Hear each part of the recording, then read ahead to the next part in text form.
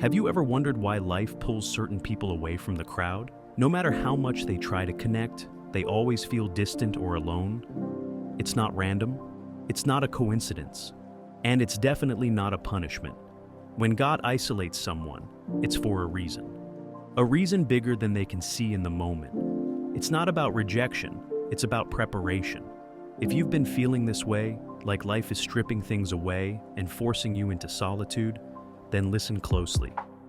Because today, we're going to talk about the 3 powerful reasons why God isolates the chosen ones. 1. To build unshakable inner strength. Most people fear solitude. The silence, the stillness.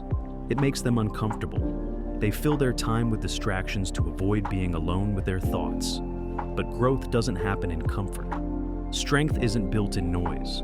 God isolates His chosen ones because He needs them to be strong, mentally, emotionally, and spiritually.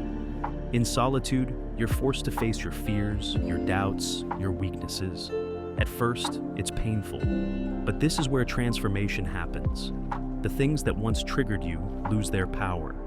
The fears that once controlled you start to fade. The emotional wounds that once dictated your actions begin to heal. Over time, you become stronger, more resilient, unshakable. This is why truly chosen individuals cannot be broken by criticism, rejection, or betrayal. They have already fought their hardest battles within. No external attack can compare to the inner war they've already won. God isolates His chosen ones because He is training them, preparing them for a future where they will need to stand firm, not just for themselves, but for others. True leaders, true spiritual warriors, are not created in crowds. They are created in solitude. 2. To heighten spiritual awareness. Have you ever noticed how much clearer your thoughts become when you step away from the noise? How much easier it is to hear yourself think when you're not constantly surrounded by distractions? Imagine that on a spiritual level.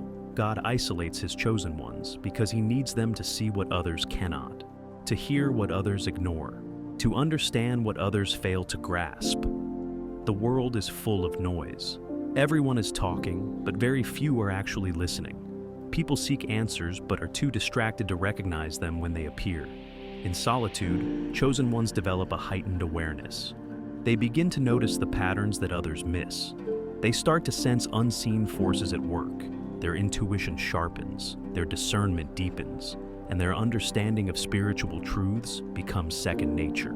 It's as if they've been given spiritual X-ray vision, seeing through illusions, recognizing hidden agendas, detecting energy shifts. And this ability is not just a gift, it's a responsibility. Because when you can see what others cannot, you are called to guide, to warn, to protect. But before you can do that, you must first learn how to trust what you see. And once your awareness is sharpened, you can never go back to being blind. 3. To prepare you for a greater calling. Before any great leader, prophet, or visionary stepped into their purpose, they first went through a period of isolation. Moses spent years in the wilderness before leading his people to freedom. Jesus withdrew into solitude before beginning His ministry. Even modern-day visionaries often experience a season of being set apart before stepping into their full calling. Because isolation is where preparation happens. God removes the chosen ones from distractions, unhealthy relationships, and meaningless attachments because they cannot afford to be weighed down by things that do not serve their mission. He strips them of everything they once depended on so they can learn to depend on Him alone. And when the time is right, He releases them. Not as the same person they were before, but as someone completely transformed.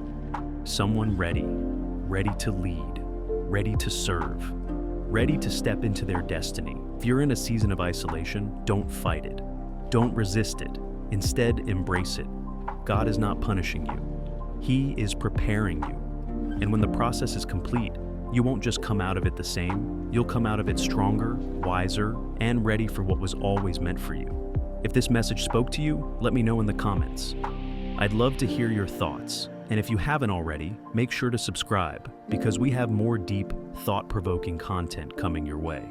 Until next time, stay strong, stay faithful, and remember, your isolation is not your end. It's your beginning.